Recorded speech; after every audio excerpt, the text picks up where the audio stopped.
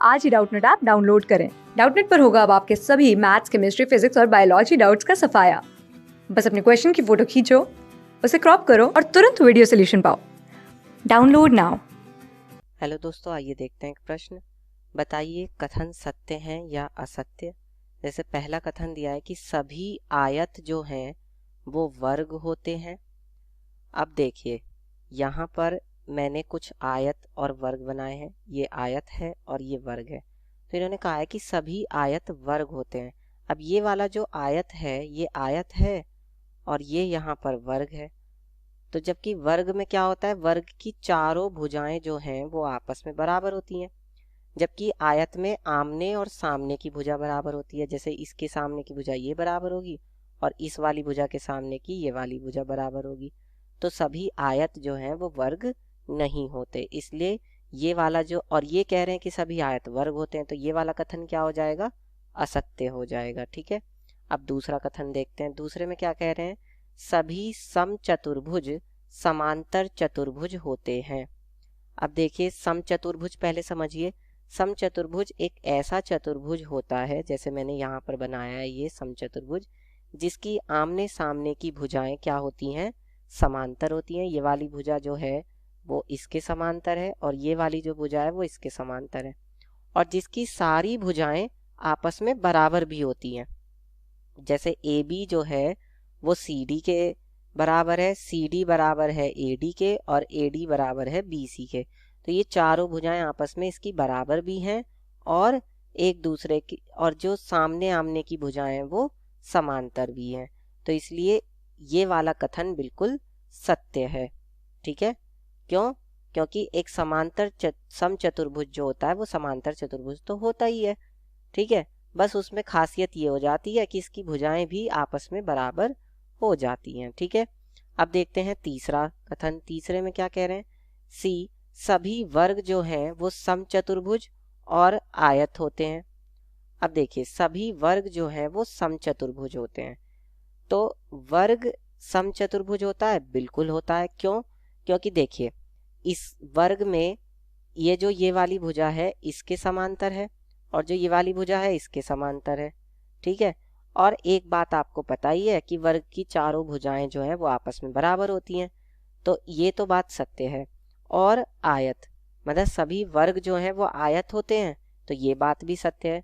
वर्ग अपने आप में एक आयत भी होता है, लेकिन ये एक विशेष परिस्थिति है जिसमें कि इसकी सारी भुजाएं जो हैं वो आपस में बराबर होती हैं। तो हम ये भी तो कह सकते हैं भाई जब चारों भुजाएं आपस में बराबर हैं तो ये बात तो जाहिर सी है कि आमने सामने की भुजाएं आपस में बराबर होंगी जब चारों भुजाएं बराबर हैं।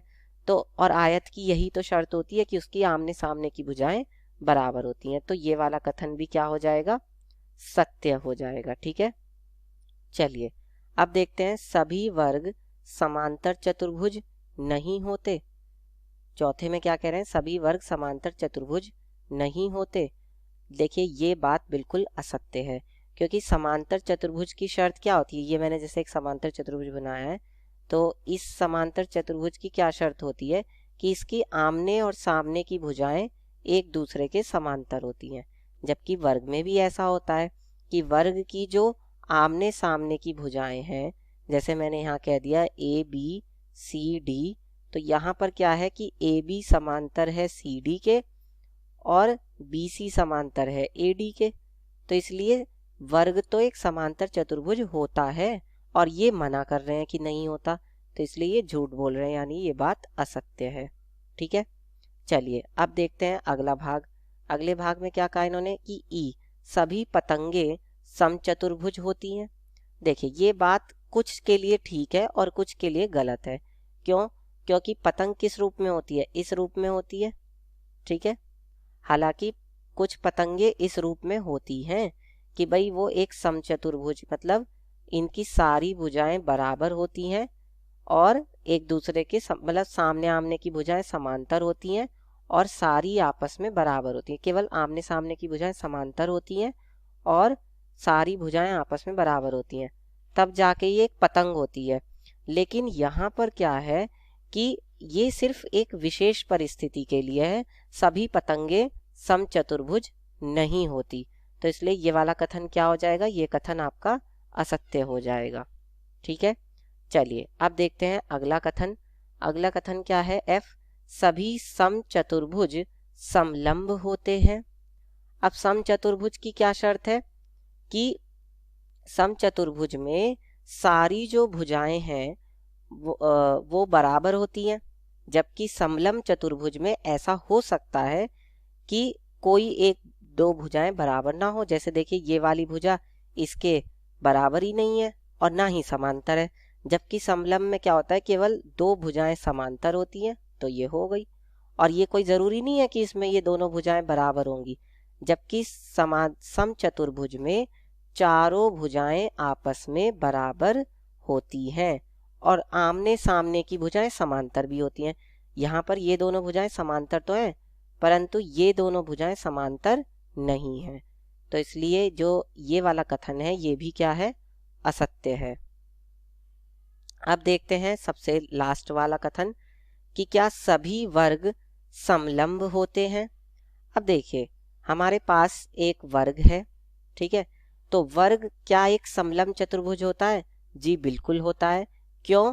क्योंकि समलंब चतुर्भुज की शर्त ये होती है कि उसकी दो भुजाएं जो है वो समांतर होनी चाहिए और बाकी जो है वो यहाँ पर ऐसा भी हो सकता है कि दो भुजाएं समांतर ना भी हो, तो इससे कोई फर्क नहीं पड़ता।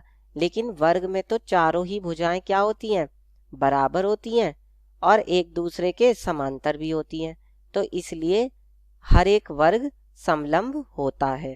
तो ये वाली जो बात है, ये वाली बात बिल्कुल सत्य है। तो इस तरह से सभी बातों को हम सत्य असत्य कथन बता देंगे। क्लास 6 से 12 से लेके नीट, IIT, JEE मेंस और एडवांस के लेवल तक 10 मिलियन से ज्यादा स्टूडेंट्स का भरोसा। आज ही डाउनलोड करें डाउटनेट ऐप या व्हाट्सएप कीजिए अपने डाउट्स 8400 400 400 पर।